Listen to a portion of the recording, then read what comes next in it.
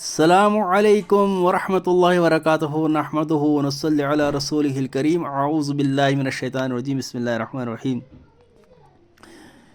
کیونکہ نورانی قاعدہ کا سبق الحمدللہ ہمارا چل رہا ہے، جس میں ہم تختی نمبر 19 پہنچے تھے، جس میں ہم مد کا بیان پڑھ رہے تھے۔ تو آج ہمیں پڑھنا ہے مد عارض وقفی۔ دیکھیں، مد متصل بھی ہم پڑھ چکے ہیں، مد منفصل بھی ہم پڑھ چکے ہیں، تو آج ہم پڑھیں گے مد عارض وقفی۔ دیکھیں، مد عارض وقفی، مد عارض وقفی پڑھنے سے پہلے آپ کو پہلے سکون کا کنسپٹ ہونا چاہیے۔ دیکھیں، سکون ہم نے پڑھا، سکون جزم کو کہتے ہیں، لیکن یاد رہے سکون کی دو قسمیں ہیں۔ کیا؟ سکون کی دو قسمیں ہیں، ایک ہے سکون اصلی، ایک ہے سکون عارض۔ سکون کی دو قسمیں ہیں، سکون اصلی، سکون عارض۔ سکون اصلی وہ سکون ہوتا ہے جو حالت وصل اور حالت وقف دونوں حالتوں میں باقی رہے۔ کیا؟ سکون اصلی وہ سکون ہوتا ہے جو حالت وصل اور حالت وقف دونوں حالتوں میں باقی رہے۔ ٹھیک، اس کی مثال انشاءاللہ ہم آگے پڑھیں گے۔ اب ہے سکون پہلے آپ کو میں بتاؤں وصل کیا۔ وصل کے معنی آتے ہیں ملانا، وقف کے معنی آتے ہیں رکنا۔ وقف کے قاعدے ہم پڑھ بھی چکے ہیں۔ ٹھیک، اب ہے سکون عارض، یہی آج ہمیں پڑھنا ہے۔ تو سکون عارض وہ سکون ہوتا ہے جو حالت وقف میں تو باقی رہتا ہے بٹ حالت وصل میں گر جاتا ہے۔ سکون عارض وہ سکون ہوتا ہے جو حالت وقف میں باقی رہے لیکن حالت وصل میں گر جائے، جیسے تعلمون، تعملون، یعلمون، یعملون۔ اس کا ذرا میں آپ کو ذرا کھول کر ذرا بتاؤں گا تاکہ آپ کو ذرا سمجھ آ جائے۔ ایک سیکنڈ، تختی نمبر 17 آپ ذرا کھولیے، وقف کرنے کی قاعدے وہاں پر آپ کو ذرا سمجھ آ جائے، کلیئر ہو جائے گا۔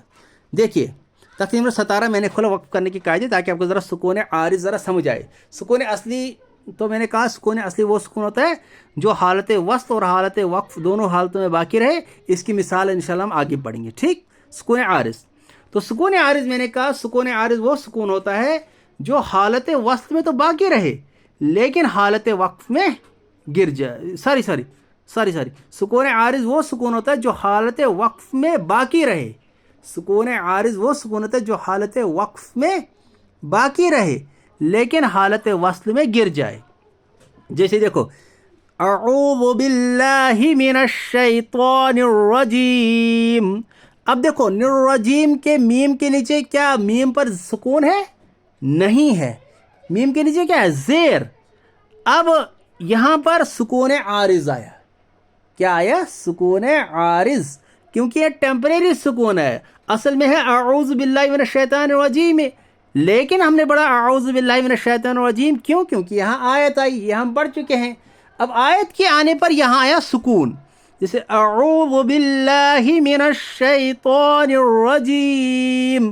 تو جیم کے میم کی جی چونکہ آیت کی ہم نے وقف کیا، آیت آئی تو میم کی زیر کٹ گئی تو جیم، تو یہاں اس میم پر آیا سکون، یعنی ٹیمپریری، تو اصلی نہیں ہے، سکون عارض ہے۔ اگر ہم اس کو وصل کریں گے یعنی ملا کے پڑھیں گے پھر تو یہ سکون گر جائے گا۔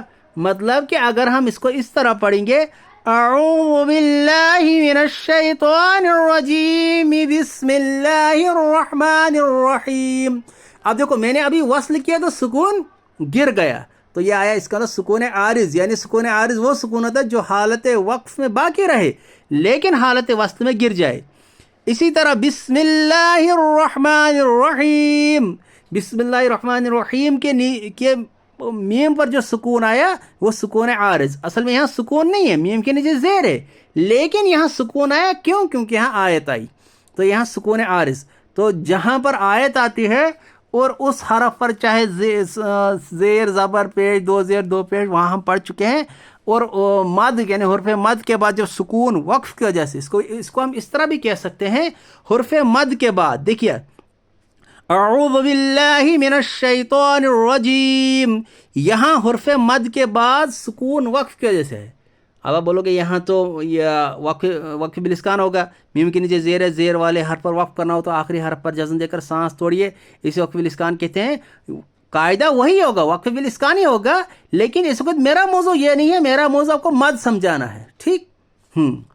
तो वो कायदा जो पीछे हम पढ़ चुके हैं इसमें वक्फ बिल इस्कान वो ही कायदा हो गए, वक्फ बिल इस्कान ही होगा, लेकिन यहाँ मद आरिज वक्फी भी होगा। क्या होगा? मद आरिज वक्फी भी होगा। क्यों होगा मद आरिज वक्फी? वही हम पढ़ने जा रहे हैं। देखिए, अऊज़ु बिल्लाहि मिनश शैतानिर रजीम, हुर्फ मद के बाद, हुर्फ मद क्या है यहाँ पर? शाबाश, या मद्दा, बिकॉज या साकिन से पहले ज़ेर, इसलिए या मद्दा होगा। या मद्दा को एक अलिफ के बराबर खींच कर पढ़िए। हुर्फ मद के बाद सुकून वक्फ के जैसे है। देखो, मीम के नीचे तो ज़ेर नहीं है, सॉरी, मीम के नीचे तो मीम के ऊपर तो सुकून नहीं है, मीम के ऊपर सुकून नहीं है। यहाँ पर वक्फ करने की वजह से, बिकॉज हमने वक्फ किया नहीं रुके, तो वक्फ करने की वजह से चूंकि हम मीम पर सुकून आया, इसलिए यहाँ मद आरिज वक्फी होगा। तो करो इजरा, हुर्फ मद के बाद सुकून वक्फ की वजह से आया, इसलिए मद आरिज वक्फी होगा। मद आरिज वक्फी में याद रखना, इसको मैं एक बार फिर रिपीट करता हूँ ताकि आपको समझ आना चाहिए। हुर्फ मद के बाद सुकून वक्फ की वजह से आया, इसलिए मद आरिज वक्फी होगा। मद आरिज वक्फी में तूल तवस्सत कसर, क्या मद आरिज वक्फी में तूल तवस्सत कसर तीनों जायज़ है। तूल भी है, तवस्सत भी है, कसर भी, तीनों जायज़ है, लेकिन तूल बेहतर है। तूल बेहतर, तूल की मिकदार 5 अलिफ, तवस्सत की मिकदार 3 या 2 अलिफ, और कसर की मिकदार 1 अलिफ। कसर की मिकदार तमाम कुर्रा के नज़दीक 1 अलिफ होता है, और तूल की मिकदार तमाम कुर्रा के नज़दीक 5 अलिफ बराबर है। तवस्सत की मिकदार 3 या 2 अलिफ, ठीक। तो एक बार फिर मैं रिपीट करता हूँ, बिकॉज ये नया इजरा है। मीम के नीचे सॉरी, ये वो इजरा भी आएगा, मीम के नीचे ज़ेर वाले हर्फ पर वक्फ करना हो तो आखिरी हर्फ पर जज़म देकर सांस और इससे वक्फ बिल इस्कान कहते हैं, वो भी आएगा, लेकिन अभी वो हमारा मौजू नहीं है, वो हम पढ़ चुके हैं। तो यहाँ पर हमें मद का करना है। तो हुर्फ मद के बाद सुकून वक्फ की वजह से आया, इसलिए मद आरिज वक्फी होगा। मद आरिज वक्फी में तूल तवस्सत कसर तीनों जायज़ है, लेकिन तूल बेहतर है।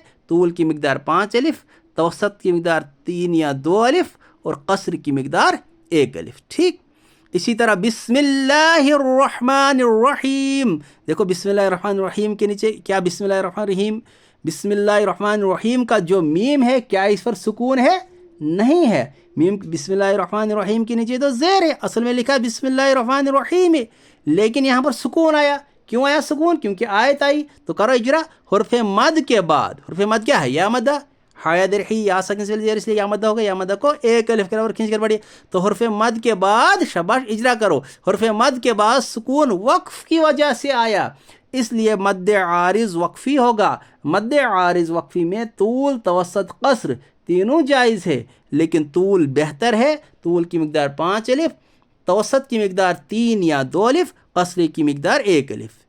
इसी तरह देखो, अल्हम्दुलिल्लाहि रब्बिल आलमीन, यहाँ पर भी तो इस तरह आपको कुरान पाक में अनगिनत मिसालें मिलेंगी। तअलमून, तअमलून, यअलमून, यअमलून, आमीन, खबीर, बसीर, इन सब में मद आरिज वक्फी होगा। मद आरिज वक्फी में तूल तवस्सत कसर तीनों जायज़ है, लेकिन तूल बेहतर है। तूल की मिकदार 5 अलिफ, तवस्सत की मिकदार 3 या 2 अलिफ, कसर की मिकदार 1 अलिफ।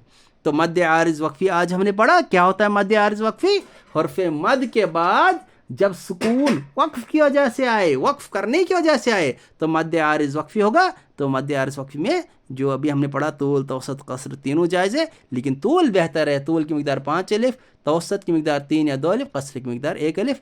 इंशाअल्लाह नेक्स्ट हम आगे पढ़ेंगे, लेकिन फ़िलहाल कल से वीडियोस नहीं आएंगी, बिकॉज़ मैं जा रहा हूँ ज़रा सफ़र में, तो मेरे लिए दुआ करिएगा। गालिबन 1 हफ़्ता मुझे लगेगा सफ़र में बाहर, तो प्लीज़ आप मेरे लिए दुआ करिएगा, अल्लाह मुझे शिफ़ा दे। तो किसी काम की वजह से ज़रा मैं बाहर जा रहा हूँ, दिल्ली तक जा रहा हूँ, तो इसके लिए मैं वीडियोस नहीं बना सकता हूँ शायद 1 हफ़्ते तक। इंशाल्लाह 1 हफ़्ते के बाद इंशाल्लाह वहाँ से आके इंशाल्लाह फिर कंटिन्यू करेंगे। 1 हफ़्ते तक फ़िलहाल कोई वीडियोस नहीं आएगी। अस्सलाम वालेकुम।